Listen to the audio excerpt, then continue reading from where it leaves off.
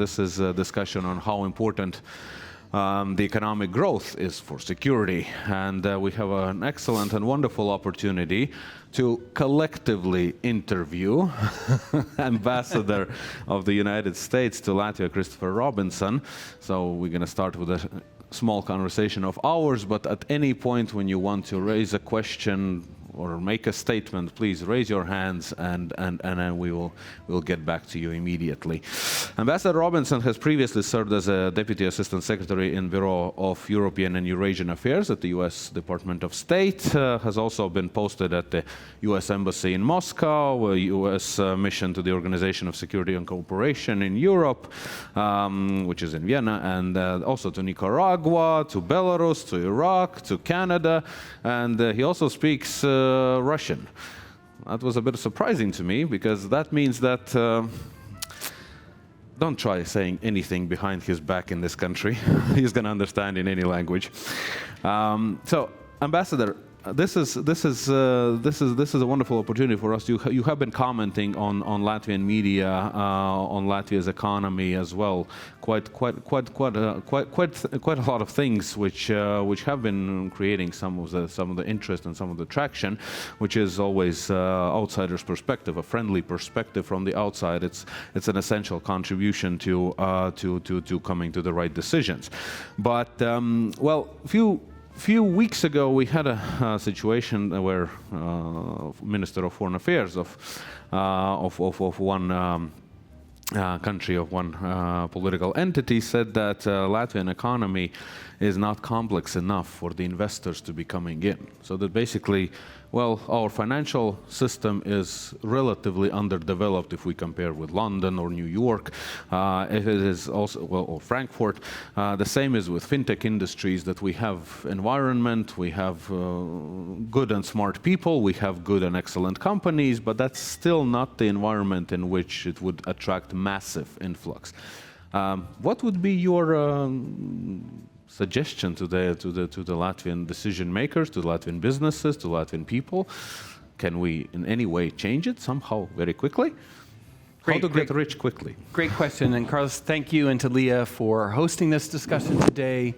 And I think first, as we see the global challenges that we face, and particularly nearest and closest to us here is Russia's war of aggression against Ukraine. This type of discussion, to focus on the complex issues of security and to refocus our efforts on consolidating our values, and then how do we advance them, how do we protect them, how do we defend them, that type of discussion is more important than ever. So I want to give a big thank you to all those who've been participating today, and to you and to Leah in particular for this focused discussion. I've been in Latvia 10 months, and I've spent a lot of my time here, you would think focused on the hard security issues, but I've spent a lot of time meeting with investors, with the government, with private sector, to look at economic issues, because I believe very firmly that economic security is as important to national security as the traditional hard security. When we think national security, we think about how many tanks, how many HIMARS, how many weapon systems, and those are credibly important, and I commend Latvia for its investment in that. But equally important, when we look at Russia's war of aggression against Ukraine, is economic security. A strong economy that's diversified, that's Western-oriented, that brings in competitiveness, that attracts Western investors. That type of economy can attract and develop the resources, the financial flows that we can spend on all the things that are important. And so I would take issue with the question, because I actually see a lot, in my short time here, I've seen a lot of potential and capability here in Latvia. From green energy, Latvia is a leader already on renewables, and can be a leader even more broadly across the European space with untapped wind energy resources. Latvia has attracted and developed an enormous amount of new technology development and capital. And if we look more broadly at fintech, at advanced technologies, at biotechnology and biosciences, there is a lot of potential here in Latvia. How do we focus, though, with a national security priority perspective on advancing and targeting those? So that's why, from our approach, from the US government, from the US Embassy side, we see 4 areas to focus on to address sort of, it's not a short-term answer, but how do we grow this economy with a national security perspective? First is the banking sector, so that more capital can be invested, in particular that Western and, from our perspective, American investors have a space that they can invest in and help grow and attract that talent and resource. Second is investment in energy. You see every day in Latvia the challenges that Russia's war of aggression against Ukraine has brought to global energy markets. You experience this in Latvia.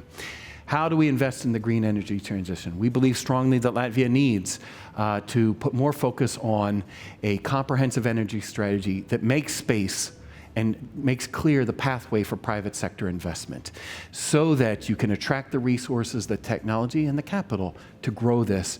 That's a national security priority and perspective. Third is to continue to invest in education. Latvia needs an economy that has the skilled workforce, not for today, but for tomorrow. I see incredible talent here. I've visited many universities. I see the great pool of young people here that really represent not just the future, but I think the today of Latvia.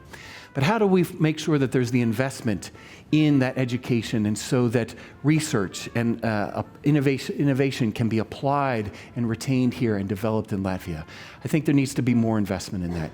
And the fourth area is to continue the great work that Latvia has done on anti-money laundering and corruption. Latvia today is not the Latvia of 2018. It is night and day. Latvia has made enormous progress and is really a leader within the European space on the integrity of the banking sector and transparency and anti-money laundering effort. How do we, while we grow, continue that fight? Because let's put it in very specific context. Russia is seeking vulnerable countries, seeking ways to divide the alliance from both within the alliance, but within the members of the alliance. Russia is constantly looking for vulnerabilities and opportunities. And I think focusing on these 4 areas will help us address that and then address the question, the context of the question that you raised. How do we have a stronger, more developed, Western-oriented economy for Latvia that does provide an advanced national security for all the peoples of Latvia? So you technically agree that we could be more There's much complex. more to be done. There's much more to be done. I think the roots and the basis are all there. How do we realize that and create the space for that to grow? And sort of the key point for me is this needs to be not just approached as a traditional economic or business development, but I think increasingly the war in Ukraine has shown that this needs to be a national security priority to have a strong, vibrant, growing, and advanced economy. One of the points that you mentioned was also on the money laundering and how much Latvia has done in order to improve its environment, which has been an issue for more than 30 years. We have been mostly downs, not necessarily many ups. Adopting legislation have been the ups, but monitoring implementation has been usually the downs. But you recently stated that maybe Latvia, in this case, in order to attract more investments, also needs to liberalize the banking sector, so that in this case, know your client regulation has maybe become too tough, and so in this case, it is too complex for them, and it's not very attractive to businesses anymore. So, look, we have an incredible partnership with both our Treasury Department and with our Ministry of Justice in working collaboratively day to day with Latvia. We have great confidence in Latvia's regulatory authorities, but we think that we need to have a space so that it's easier for Western, and particularly American companies, non-EU countries, but from the West, to be able to invest and bring their capital here so that we can enable these startups and to advance the technologies and ideas that are here. Again, I think we can, as we would say in the United States, walk and chew gum at the same time. We can open up and advance Latvia's banking sector with competitiveness, with smart regulation that enables more products and services, for example, so that that potential, that economic potential can be realized and grow here in Latvia while we maintain and advance the fight against corruption and money laundering. I think the fight against corruption and money laundering is more important than ever. Again, what do we just announced additional sanctions on Russia just yesterday. And you see an increasing focus by the United States and by the European Union to address sanctions evasion. What do we see Moscow trying to do? Get around sanctions and restore old networks. I think that puts a greater priority on Latvia to ensure we continue the great work that has been done. I have great confidence in Latvians' leadership on this, but that needs to remain a priority. We can do both at the same time. Well, if I may, on the turning the attention away from Latvia in particular, but also Latvia, United States, and absolutely right. You're mentioning the sanctions. Sanctions have been there, and sanctions against Russia have been implemented. The idea has been to stall the Russian economy as much as possible in order for them not to be able to, well, remake it into a full-fledged war economy. Seems a little bit that they kind of expected the sanctions, and so they have been very actively reorienting their own economy so that they can actually survive. What is your explanation for this? Well, I mean, authoritarian dictatorial regimes that are run in an authoritarian manner with a corrupt elite, it's very easy in one way to reorient their system. Again, we've seen a very sustained effort by Russia to evade sanctions, and regrettably, some have enabled those sanctions evasion, and that's part of the effort that we and the European Union are seeking to target and exclude, because the point was not to cripple the Russian economy. The objective was to reduce and constrain Russia's ability to make war against Ukraine. And I think in many ways that has been successful, but this requires, I think as we're all learning, a sustained concerted effort. Just like Latvia's war against corruption and money laundering was a sustained effort. A lot of very diligent, sustained effort, including sacrifices by the Latvian people. To get to the success story we have today, we need to bring that same diligence to this for a sustained effort, because it's not just Russia's war against Ukraine, but Russia seeks to enable its corrupt elite to exploit and create vulnerabilities elsewhere around the world. So this is something we need to sustain for the long term. Speaking about vulnerabilities around the world, we have seen that we have had a discussion within the Riga Security Forum on global South, and this has been very much on the agenda, the question that there are so many countries in the world. Some say approximately 35% of the UN countries are still supporting Russia. Nevertheless, we have seen how China has been expanding its influence and trying to substitute the West, where usually the Western countries were present all around the world and in third countries. But so looking at this, so how to reverse this trend that so many countries are now somewhat feeling like they're politically falling into the arms of China and or Russia? So I'm not so sure there's a trend. Definitely we see a number of global challenges happening. And as we would say, the rules-based international order and the architecture we as the transatlantic community have built to sustain and promote that is very much under strain. But I would not say there's a reorientation or recalibration at stake. And let's look at that more specifically. First, we've seen what Russia has done. It has disrupted and attacked Ukraine's grain supply and prevented grain from reaching those countries that are most in need. It has engaged in hybrid warfare and the use of mercenaries to destabilize other countries across the global South, directly harming those countries trying to advance and address very difficult challenges.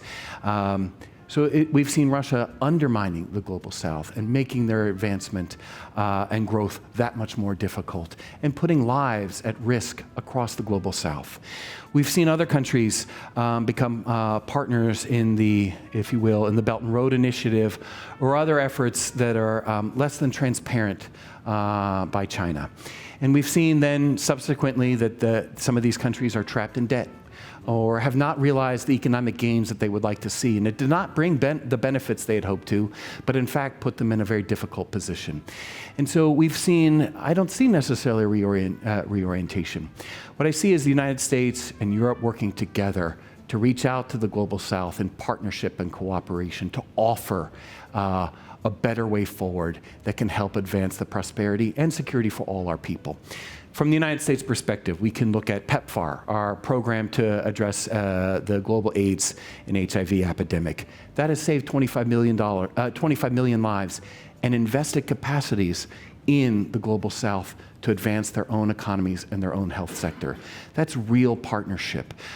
We can just, as the COP28 summit is concluding, US-EU partnership to invest real resources and technology and capacity development to help the Global South address these fundamental challenges. How do you have sustainable green economic growth? Those are real issues, but we see US and Europe working together in partnership with that to advance the Global South. So I think I take issue that there's a reorientation. I do see a sustained disinformation effort. I think we need to make a better case that our values, that our system, our way, offers the right way forward, and we need to continue in that partnership. And you see that happen again, whether it's at the G7, the EU dialogues, NATO's partnership with Asia, NATO's partnership with the Mediterranean, the need to expand that dialogue and to deepen the real world benefits for the South. I think we have the right story to tell. I think we have the practical experience to share and real results to deliver. And I think that shows. Even in the United Nations, the votes in support of Ukraine have been resounding to reject what Russia has done. And should Latvia be successful in its UN Security Council bid, I think Latvia will continue to have a great role. And I commend this. I think Latvia has an important story to tell on this very issue. Latvia has, at times, a tragic history of being part of many empires, of not being able to develop its identity, its culture, its language, yet it has persevered. And I think Latvia has an important story to tell in that dialogue with the Global South of what's really at stake here in Russia's war against Ukraine and what it means. Then Foreign Minister Rinkevich has visited a number of countries in sub-Saharan Africa, and I think that's part of that great story to tell, and I'd like to see more of that.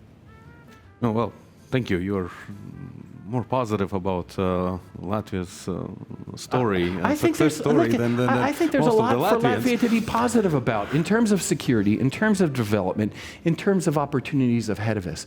And that's why, to come back to how we started the conversation, that same energy that Latvia has smartly invested in its security, as I look at my defense colleagues.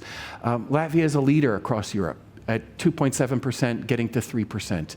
Latvia is making smart choices on investment in hard security that make Latvia not a consumer of security, but of a provider of security to the entire transatlantic space. That's transformational. I think if we can bring the same energy to approaching economic security issues with that same energy, with that same effort, then I think Latvia will be even stronger. That's a very positive take and a very strong message to... I'm American, I'm positive. No, well, exactly, and that's what we need to learn from you in this situation, that, to recognize to recognize our own achievements. Going back to the global South aspect, and still, what you're sorry for being again Latvian. I have to be more pessimistic maybe in this situation. But very often we hear again, either in the global South or even in very many Western countries, that the positive approach, it's positivistic approach to economy from the point of view that liberal works, it's everybody's going to benefit from that. This is excellent and this is wonderful, but it's not working for me, right? And there are many countries who are. Therefore, this is where China is trying to subsidize, again, as I said, substitute even ideationally. That, well, we have another way. See, we succeeded in 30 years. From a small country, we became a superpower. See, you just have to do like we do. Be more cynical. Don't get involved in all the nonsense about values and democracy and good governance and other principles that those Westerners are pushing on you. Be cynical. Bargain with them. Try to squeeze some money out of the process, because this is basically what the cynicism very often is increasingly dominating in the world politics, and journalists are no longer just looking at the world in the same way that it's a value-based system. They are looking in a very cynical manner, and so the rest of the population do exactly the same. So, do you think we can again, going back to my original question, can we somehow reverse the trend and then show those positive examples? Because many are going to say that Latvia is an exception.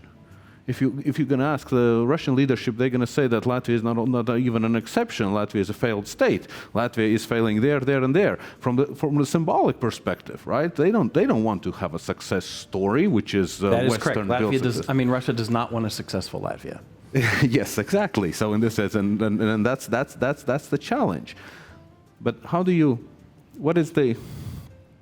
Is it communication issue? No, do we need a very, very visible and an example, something that is do we need an economic miracle or something? Look, I think we could even have a deeper conversation.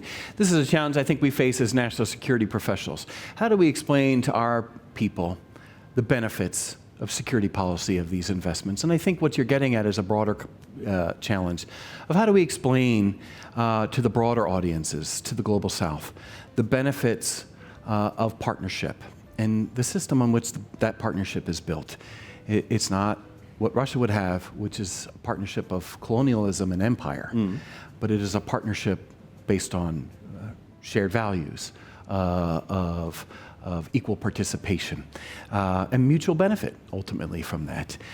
Again, and I think this is where Latvia has an incredible experience to share of the hard work that Latvians did to make the change, to make the investments, to be able to enter the EU, to adopt the euro, to meet the standards to join NATO. Those are really valuable experiences because it really gets to not just basic systems, but the values, rule of law, transparency, freedom of speech. Those are very actually fundamental issues that enable economies that grow and deliver results and stability and prosperity for our people. And so that's an important story to continue to tell and to point back to. And again, that's why I think Latvia has much to share in this dialogue with the Global South. Thank you. Colleagues, I don't want to be the one abusing the time. And please, your questions. Reinhard, please. Yeah, thank you. Please take the microphone. Those online Thank you for sharing your thoughts. You have worked in Vienna at the OSCE, and my question is going in that direction. The OSCE, the Organization for Security and Cooperation in Europe, might be far-fetched for you in Riga, but you're a member of it. But the organization is in crisis. But there has been a meeting. There will be not a new general secretary. The OSCE will work for another year. I don't want to go into details, but since you have been in Vienna, and your colleague, Mr. Carpenter, Ambassador Carpenter, in Vienna, has tried and succeeded in saying, let's continue with this organization. And the point I'm looking at is, so Russia attended. Mr. Lavrov went to Skopje, and I think Mr. Carpenter was saying, difficult, but we want to continue this organization where Russia is part of it. This is going towards, hopefully, at one point, ending this war. And my question to you is, as being an ambassador in Latvia, I think the Latvian government in general would say, forget the OSCE. It's defense, it's deterrence, we don't need any talks. But the US always tries, at least, to be very realistic, and if worse comes to worse, at one point we have to talk. How do you balance this, these different approaches? You still trying to do something about it and living in a country which basically said, forget about it. We don't want to. Understandable, but still, that's a dilemma, isn't it? You raise a really, really tough question. Again, to go back to where I started, what we see Moscow doing is trying to assault the very architecture and the values that we've built to sustain it. We often think as being here, NATO and the EU as the key pillars of that, but OSCE has played a very important role through the past, well, let's go all the way back to the Helsinki Final Act, of establishing the rules of the road, the very principles on which we build that architecture. And you can go to, we can reach all the way back to the Moscow-Helsinki group. And the fact that that government, the Soviet then government, as repressive and horrible as it was, signed on to those, enabled Russians to begin at great sacrifice to try to hold their government to account. We are where we are today, but I don't think we should give up on those principles. And if we had to renegotiate them today, we would not have what we have. It would be very, very difficult. We would not want to set a new baseline at a lower standard. And so I think it is important we continue to uphold those principles. I was in OSCE during Russia's first invasion into Ukraine back in 2014. And I think if we didn't have it, we would have had to invent it. We needed a platform to hold Russia to account for its failures to live up to the own principles that it has committed to. Now, maybe that sounds naive at one level, and in part this is what we as diplomats do. But that also enables Russian citizens to hold their government to account. And so there are some really important principles. These values are very much at stake right now. They are being contested. And I think we need to stand up for them stronger and more clearly than ever before. And so it is less efficient than it would like. It is not where we would like to be. But I do think we need to continue to advance and uphold those so we can hold those that are not living up to to those commitments to account for stability and prosperity for the future. I'm gonna.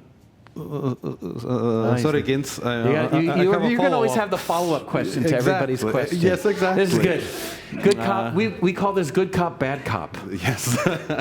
No, it's called collective interviewing. Quick follow-up. Again, Helsinki Final Act. Soviet Union signed it. Some historians are saying, some former politicians of the Soviet Union are saying that was an accident. We accidentally did that. We didn't expect that it's going to be such a big outcome. But the question is not about that. It's about actually Russia currently being in a state of mind where it's reversing all its international obligations and legal entanglements. So do you think how far they can go? They can go to basically not respecting anything which is international agreement, international organization like WTO including? It's a great question. As diplomats, we're trained not to engage in hypotheticals. That's space for academia. But look, I've done arms control negotiations with the Russians. We've seen them rip up every instrument of arms control.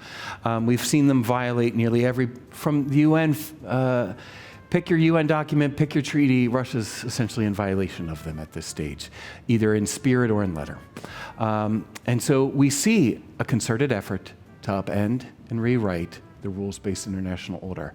I think sitting here in Latvia, we can see how that order has brought security and benefits for us. From the United States, we can answer that and say, yes, it has. I think for Latvia, in my short time here, I can say, yes, it has brought those benefits. And so we have an interest in sustaining that. Now, how do we build it forward and rebuild it with this adversarial effort? That's a deeper philosophical and theoretical conversation. Somebody can write, one of you young people can write a PhD probably on that piece of it.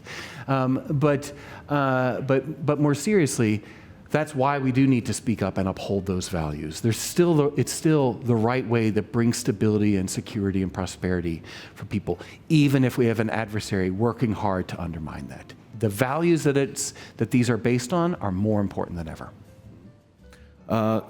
Attis, you already have the microphone. Sorry, Gens. Yes, Attis, please. I think we all meant we were talking about the CFCP, right? Okay. Ambassador, thank you for coming here. Don, can you hear me? Yeah, I've got you. In the previous session, I asked about the American Congress, that it cannot vote, certain political forces are there that cannot vote for aid to Ukraine.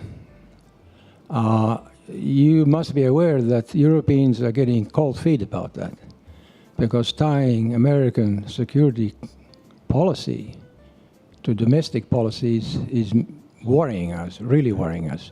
And of course, Europe is trying to ramp up its military dimension. As you know, it's happening now, but too slow, but still, it's a beginning. How would you think that by New Year, Congress will vote for aid to Ukraine, or are we facing a catastrophe? First, I don't think we're facing a catastrophe. As President Biden said yesterday with President Zelensky on his visit to Washington, the United States will stand with Ukraine for as long as it takes. We are committed, and we will continue to stand with Ukraine. I do think that there is broad bipartisan support for Ukraine. I am very convinced of that. There are American politics, and I think we are naive if we think domestic politics and foreign affairs are entirely separated. I think there's, and I will go back. I think for the United States, having a strong debate on foreign policy actually makes us stronger. It leads to broad consensus and a great discussion that makes our final product of our policy stronger. I wish more European countries had had debates on security policy issues as part of their public and political debate. It would have prepared us better for the challenges we face from Russia today. So I do think that this will produce the good result because I'm very confident there is strong bipartisan support. There is strong bipartisan support for NATO. There is strong bipartisan support for the very principle of state sovereignty and territorial integrity, and that we need to push back on what Russia has done. So I'm confident that this will end up in a positive place. It may take time. It will be part of a political process and a political discussion, but I am confident we will end in the right place. But it is clear, and the President has been very clear, we will stand with Ukraine for as long as it takes. And again, going back to NATO, the President has been clear, we will defend every inch. We view our Article 5 commitments as a sacred commitment to our partners that has benefited all of us.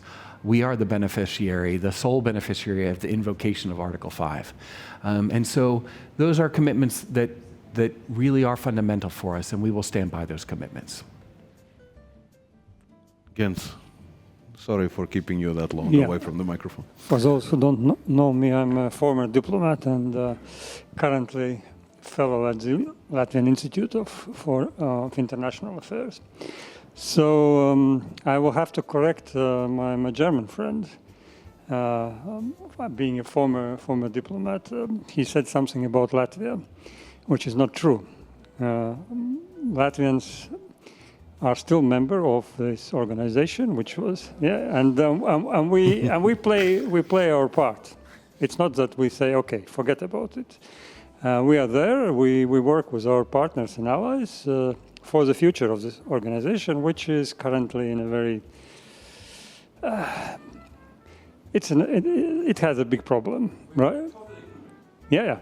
So since it has a big problem, and at some point we will have to start thinking about the future of European architecture. And since this is a conference, and of course you are a diplomat, I will ask you this impossible question. Can we have common security architecture in Europe which includes Russia? I love this. A diplomat asking another diplomat hypothetical questions. No, I think you really get to a fundamental issue. And I think that's one of the things that we do have to debate. I think if you have it outside of all rules, I would leave open the question, where does that leave us? And does that bring stability and deterrence, and then defense even for all of us? Those are really open-ended questions I won't even attempt to answer.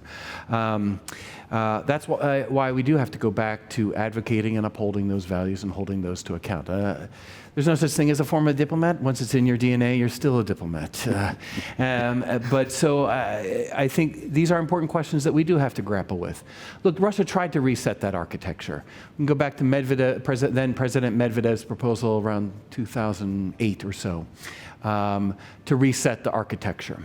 As they prepared to reinvade Ukraine, they tried to propose a treaty that would again reset that architecture. Those are fundamentally at odds with our values, our security, and our interests. So that is not the terms. How do we build it forward? How do we restore adherence to those principles? Those are really deep questions. For the younger audience, I think you will be dealing with this for a generation because it's very much unsettled. And how do we build that forward? But I think those are really the core issues that great minds like all of you need to put our heads together, and we as the transatlantic community have to have answers to together. We've had a good Vilnius summit. We will have a Washington summit. Those are opportunities to build that consensus and strengthen that architecture. I'd argue NATO is stronger than it ever has been. Somebody called it brain dead. I think it's very much alive and very active, re-energizing core elements of security, of defense production, of how do we address, assess, and counter threats. I think those are really important opportunities, and we need to build on those successes. No, I actually I'm listening to you and somewhat admiring the resolve of the United States in keeping up the rule of law-based international system, multilateral system, in spite of the fact that, well, your U.S. is the superpower. It could technically do whatever it wants, but it chooses not to, which is somewhat astonishing. But that leads to my question, because I had a conversation with another diplomat, a Russian diplomat, very long time ago. Actually, it was in 2011, after they, as he explained, accidentally supported Gaddafi's removal, well, in this case, UN resolution on Libya. And they already back then were engaging in whataboutism. Right? That look at the United States. What about the United States? They're doing everything badly. Why can't we do that? And why can't we? And so that leads to the fact that now they are trying to emulate some kind of a behavior that they think that a modern country should be engaging in spite of the fact that they're actually doing it completely the opposite. Because in this case, U.S. has found the strength in a multilateralism, has found the strength in supporting small countries, including like these, in your interests. What Russia still hasn't. And so my question is that if we are looking at Russia from the perspective of when will they modernize their foreign policy, their diplomatic thinking, their political thinking, that violence is not the answer. You weren't here when I was giving my introductory remarks, okay. So therefore I'm just summarizing my short remarks already now. So in this case, that's the point is that do you see at any moment that Russia could actually modernize its policy and finally become just like, because many things can be said about China, but China has learned how to use the international legal, economic, political system and even abuse it. But in case of Russia, it's going backwards. It's trying to... Look, for all of President Putin or Foreign Minister Lavrov's assertions that they support a multipolar world, they would love a unipolar world. Russia is that pole. And what we see in Ukraine, the use of hybrid warfare, disinformation, interference in other countries, we've seen Russia use aggression to try to undermine that rules-based international order and to reset those very terms in ways that would disadvantage all of us. Look, I think we face at least a generational change and challenge in dealing with an aggressive Russia. You could look back to 2007 in Putin's Munich speech, and we could have seen it coming. Russia's war in Georgia. I think Latvia has been trying to warn us for many, many years about the challenge posed by Russia. We are where we are today, but we are now stronger today. We are more united together to confront that challenge. And the same things that Latvia does to improve itself, let me go back to the economic security issue. Everything that Latvia has done to protect itself against corruption and money laundering. Everything it's done to protect itself against Russian sanctions evasion. Make Latvia's economy stronger to deal with challenges posed, whether it be by China, by Iran, or some other adversary seeking to undermine that rules-based system. Latvia is in a stronger place to do so. It goes back to why those values and those systems are so important. Thank you. Questions do we have? Yes, one in the back. I see Rebecca. I see We have you. bright Yes, lights shining please. on us. It's hard to see. So young people are asking questions now. All right. Good. Hello. Excellent. My name is Rebecca Zvirbul. I'm a student of international relations at Riga University. And I want to turn back to what His Excellency Christopher Robinson said about energy security and its relation to economic growth and security in general. It is no secret that before Russia's invasion, full-scale invasion of Ukraine, Latvia was heavily dependent on Russia's energy, especially with the natural gas.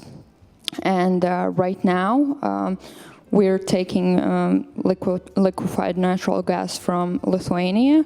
Baltic connector from Finland has been damaged. On one hand, we want this green economic growth, we want green technologies. On the other hand, we want energy security right now. And what is your perspective on this dilemma? Yeah, this is the great challenge because you don't get energy security right now if you weren't planning for it 10 years ago. And so I go back to, we must prioritize, or let me rephrase that, I would encourage Latvia to strongly prioritize energy security as a national security priority. We strongly advocate for a range of sources and methods, distribution systems, and increasingly to focus on that green energy transition. And again, I think in the green energy transition, Latvia has enormous capabilities and potential, not just to bring stability and predictability and strength to Latvia's system, but to ultimately become a provider more broadly across the Baltic and European space of energy. But we need to make those investments now. Those are large investments. And again, I think Latvia needs a strategy that makes the pathway clear for private sector investment. We have talked to Latvian officials. Latvia has signed on to the US government, the State Department's what we call the FIRST program to look into small modular nuclear reactors can be one potential source.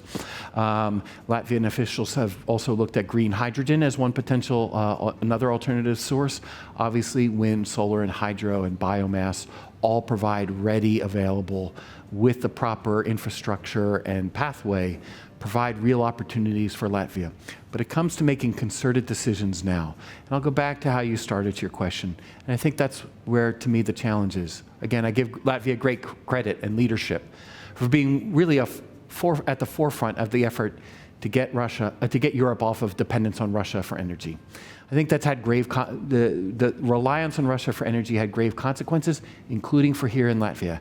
And I think it acted as a brake on opportunities for transition and diversification of the economy. We now have an opportunity, and I'd like us to see us, US and Latvia, together in partnership to look at those opportunities and prioritize those now as national security priorities so that we are in a better position for the way ahead. But I think there are lots and lots of opportunities if we make those choices now. Do we have... Please, Atis, of course, always. I'm Irena from Latvia. I'm an international lawyer. For many years, I have worked in Latvian Confederation of Small and Medium Enterprises. We started from the 1970, okay. But many years I'm a member of our International Institute of International Affairs. Maybe I will sit. So I have born in USSR, in Latvia, okay. And I still remember the time when the Cold War finished and we started to create open-minded relationship between Soviet Union and USA. And it was the first girl who wrote this letter to your president, and we started a relationship.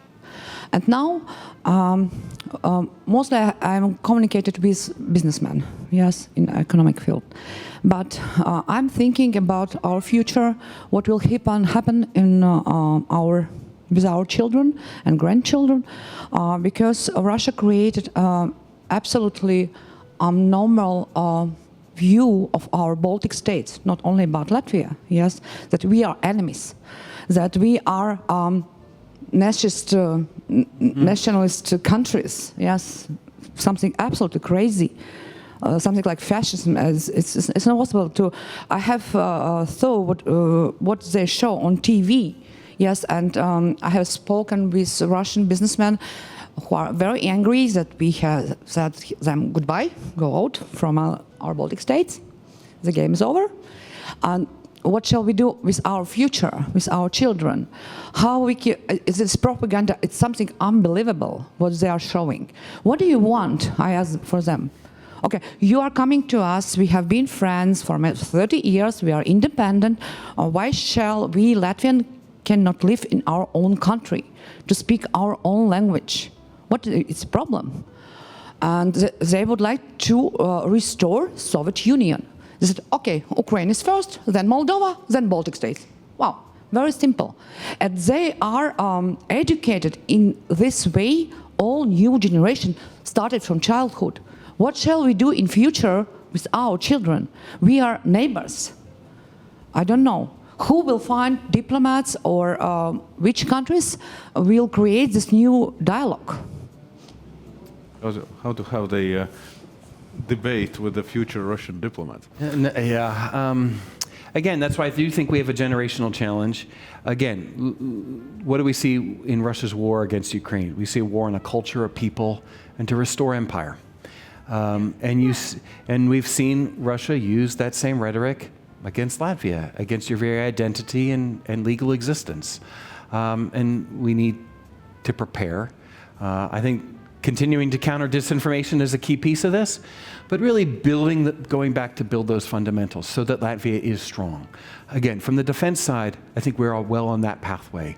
That's why I'm trying to bring greater attention to focus on the economic aspects of national security, because I think if we can bring the same energy, then I think Latvia's children and grandchildren are in a fantastic spot. This is a great country. This is great potential. From Latvia's victory over the United States in the hockey championships, to the Song and Dance Festival, to visiting around this country, I've met with small and medium businesses, entrepreneurs that have developed incredible things. I've met with students who are incredible. I wouldn't have been able to get into some of your universities. The talent and potential is incredible. I'm very confident in Latvia's future.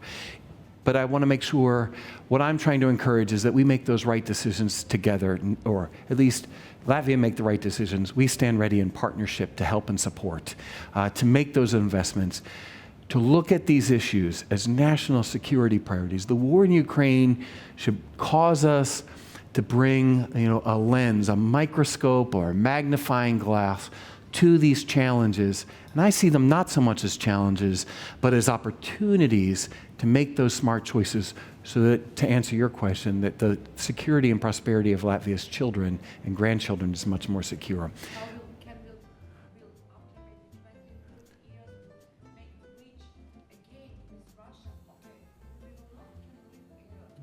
No. Thank you. Yeah. Thank you. Thank you. Yeah. Again, I think we have to be real. We must plan for a sustained competition with an adversary. The NATO Vilnius summit put in good place the hard security issues for deterrence and defense plans. You've seen the United States and NATO respond to the aggression, our heel-to-toe rotational presence here, Canadian leadership, the enhanced forward presence of NATO in Latvia. So the hard security issues are being answered to deal with that. We celebrated 100 years last year of U.S.-Latvia diplomatic relations.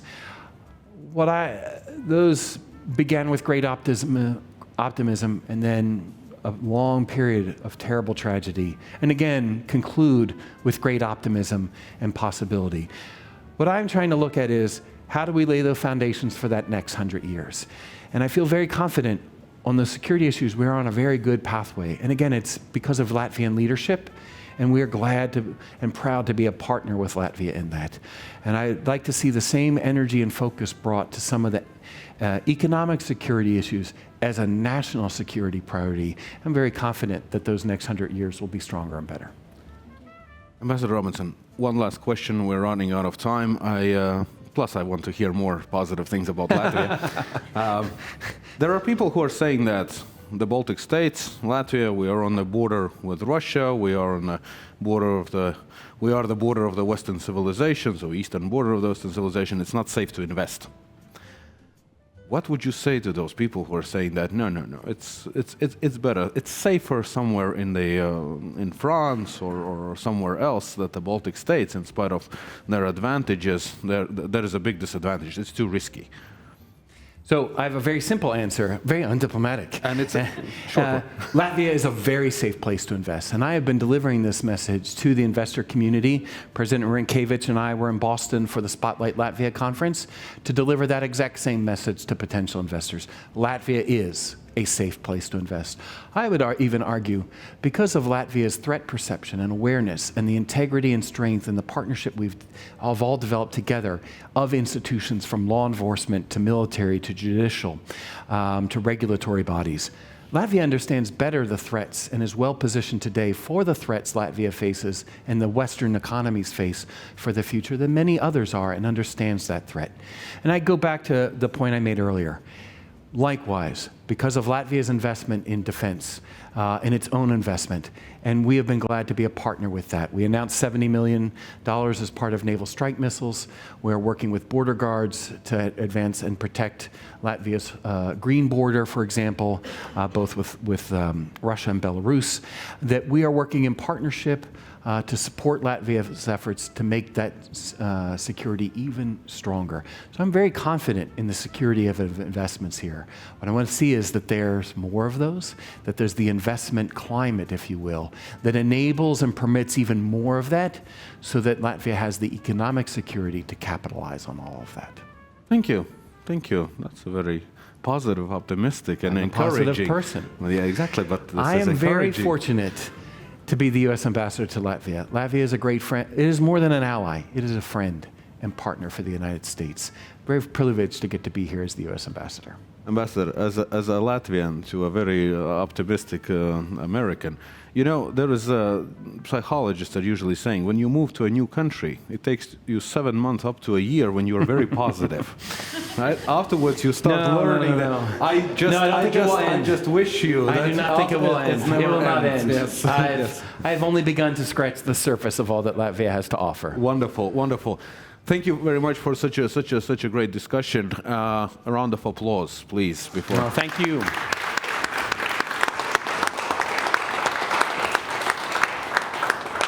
And as this is the last discussion of the final session, a couple of final words, thank you words, of course. And first and foremost, importantly, Cynthia Broca, you have been the... Yeah.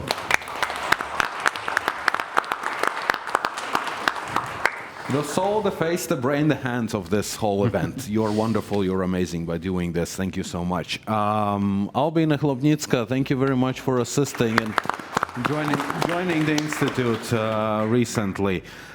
Indispensable partners, those who are present. Let's start with those who are present. Dr. Reinhard Krom, Friedrich-Ebert Foundation, and then Chris Shuskevich as well, Friedrich-Ebert Foundation. Thank you so much. NATO Public Diplomacy Division. Do we have anybody in presence? No.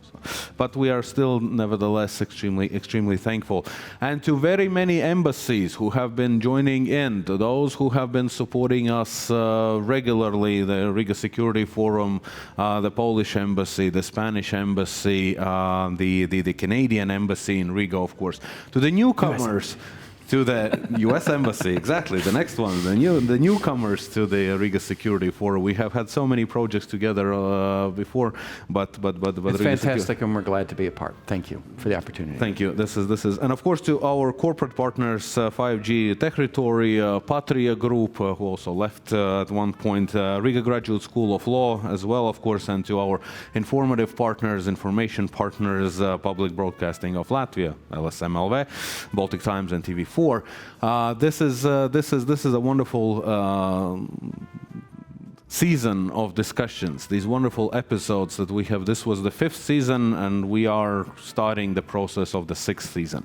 So those of you who have been watching, will be rewatching, we're more than happy to receive your emails to our official email account on the suggestions, on feedback, how you want to see this develop. What are the topics you would like to see?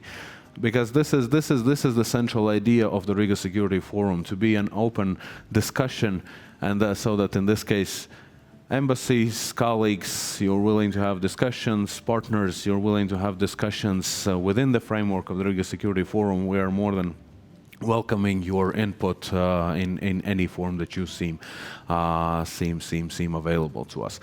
With this, once again, thank you all of you who came here, those of you who have been watching us online. Cynthia, once again, thank you for holding this for 3 months and much longer than that. 3 months were the visible ones, but of course the rest of the time were all the preparations. You're amazing, and thank you for that. Okay, with this, take care, and there is a lunch, something to eat, I think. Paldies.